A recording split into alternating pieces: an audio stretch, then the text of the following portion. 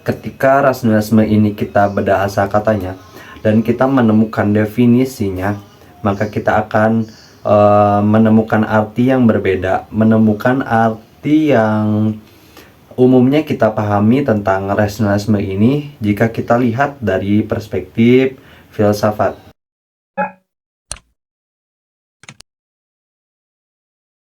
Rasionalisme itu sederhananya bisa diartikan sebagai aliran filsafat. Jadi lu bisa sebutnya mazhab, kayak bisa sebut doktrin, dia termasuk dalam ontolog. Dia menempatkan rasio atau akal sebagai gagasan utama dan pondasi paling penting dalam realita. Jadi menurut penganut rasionalisme ini, bahwa hal nyata yang terjadi dalam hidup, terutamanya munculnya pengetahuan, itu semuanya diperoleh hanya dengan cara berpikir, hanya dengan cara akal gitu. Namun dari rasionalisme ini tidak mengingkari adanya materi-materi yang ada di dalam tubuh manusia. Contohnya mata untuk melihat, hidung untuk mencium, telinga untuk mendengar, dan materi-materi lainnya. Nah itu sebagai pelengkap pengetahuan itu tidak cukup hanya dalam berpikir. Contohnya seperti kucing ini. Kita tidak dapat mengetahui kucing ini mungkin hanya dengan cara berpikir, hanya dengan akal.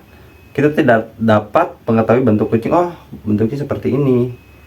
Kalau kita menggunakan materi-materi ada di mata kita, kita melihat, oh kucing itu seperti ini, suara kucing ya seperti itu. Nah, jadi tanpa mengingkari materi-materi yang ada di dalam tubuh manusia, itu tuh menjadi pelengkap bahwa pengetahuan dapat diperoleh tidak hanya oleh akal saja, tapi dalam paham filsafat ini mungkin cuman cukup dengan akal saja. Kan kita tadi sudah mengetahui nih bagaimana definisi dari paham filsafat rasionalisme. Sekarang Descartes memberikan jawaban, memberikan masukan bagaimana sih caranya filsafat rasionalisme ini digunakan dalam kehidupan.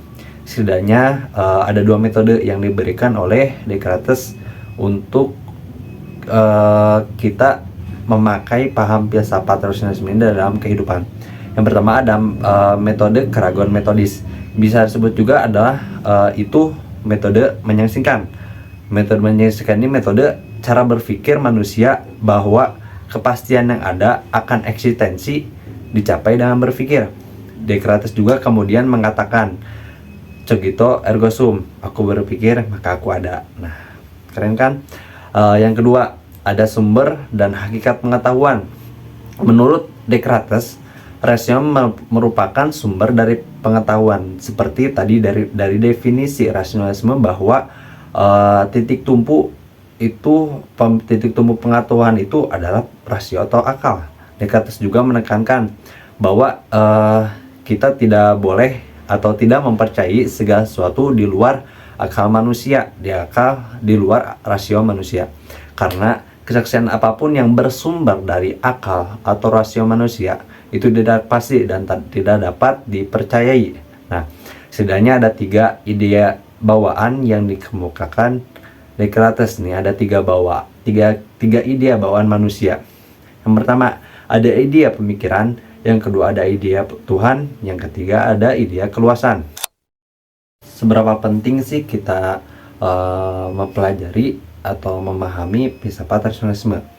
Yaitu penting sekali jawabannya, karena filsafat rasionalisme ini mengantarkan kita pada pemikiran rasional untuk mencapai pengetahuan yang valid dan objektif. Adapun kritik atau bantahan terhadap filsafat rasionalisme ini, filsafat rasionalisme cenderung mementingkan subjek daripada objek. Kan tadi sudah ada nih di definisinya bahwa kalau rasionalisme ini hanya mengedepankan rasio, sehingga rasionalisme hanya berpikir yang keluar dari akal budinya saja, yang benar, tanpa memerhatikan objek-objek rasional secara peka. Keterbatasan akal dan keterbatasan manusia, bahwa paham rasionalisme ini dianggap dapat membatasi akal yang dimiliki manusia. Manusia tidak selalu mampu memahami atau memperoleh pengetahuan sepenuhnya hanya menggunakan nasional.